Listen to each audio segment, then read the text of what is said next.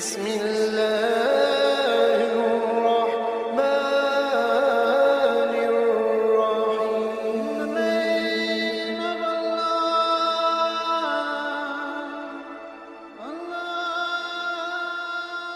بسم اللہ الرحمن الرحیم. شروع اللہ کے نام سے جو بڑا مہربان اور نہایت رحم والا ہے. مسلم سائنسدانوں کا جو حشر مسلمانوں کے ہاتھوں ہوا وہ عوام کو نہیں بتایا جاتا.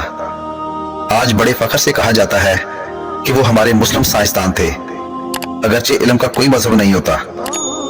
ان میں سے 6 سائنسدانوں کا مختصر احوال پیش خدمت ہے. یعقوب الکندی فلسفے، طبیعیات، ریاضی، طب، موسیقی، کیمیا اور فلکیات کا ماہر تھا. الکندی کی فکر کے مخالف خلیفہ کو اقتدار ملا تو ملا کو خوش کرنے کی خاطر الکندی کا کتب خانہ ضبط کر کے اس کو 60 برس کی عمر میں سر عام کوڑے مارے گئے. ہر کوڑے پر الکندی تکلیف سے چیخ مارتا تھا اور تماشبین عوام کہکہا لگاتے تھے. ابن رشد یورپ کی نشاط ثانیہ میں کلیدی کردار ادا کرنے والے اندلس کے مشہور عالم ابن رشد کو بے دین قرار دے کر اس کی کتابیں نظر آتش کر دی گئیں.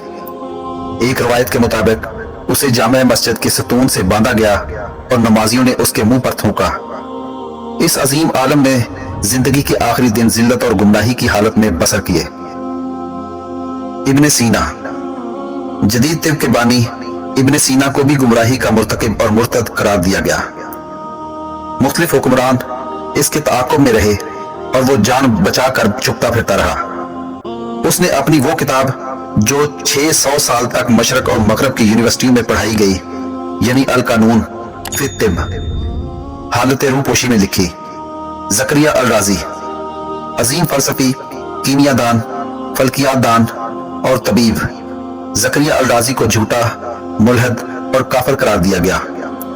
حاکم وقت نے حکم سنایا کہ رازی کی کتاب اس وقت تک اس کے سر پر ماری جائے جب تک یا تو کتاب نہیں پھٹ جاتی یا رازی کا سر.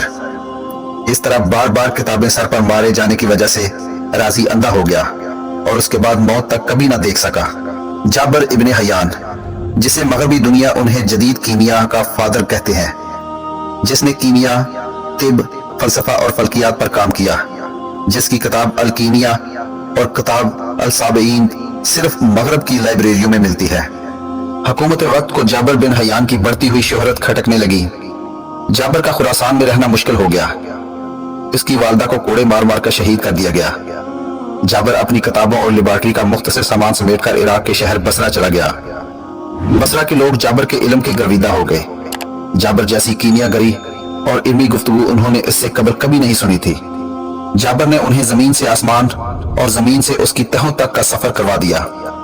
حاکم بصرہ کو بھی اس کی شہرت برداشت نہ ہوئی.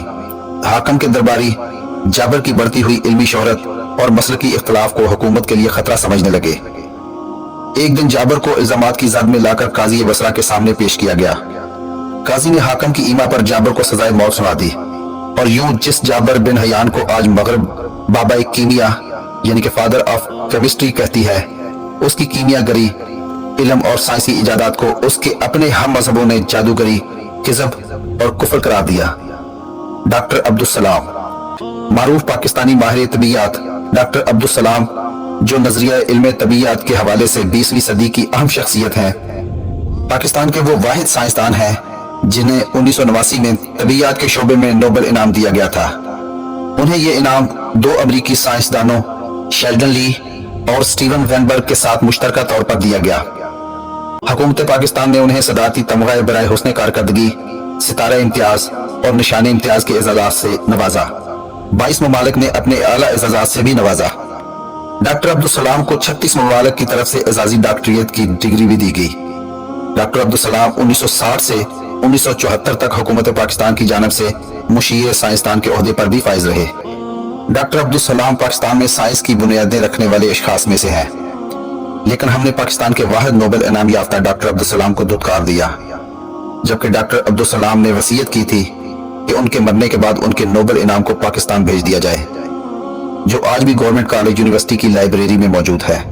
اہل علم و ہنر افراد کی ایسی قدردانی اور علم دشمنی کا سلسلہ ہمارے ہاں آج بھی زور و شور سے جاری ہے. دوستو آج کی ویڈیو اچھی لگی ہو تو چینل کو سبسکرائب ضرور کیجیے گا۔